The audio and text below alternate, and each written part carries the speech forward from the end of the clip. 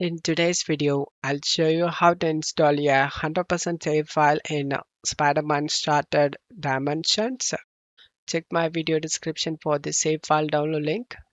Once download done, right click and select WinRAR and select Open with WinRAR.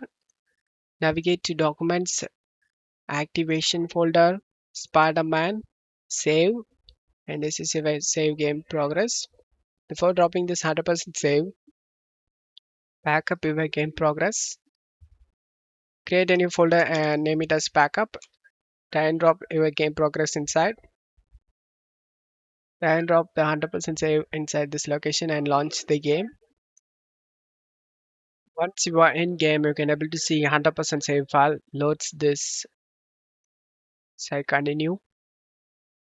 And as you can see, the 100% save file successfully loads.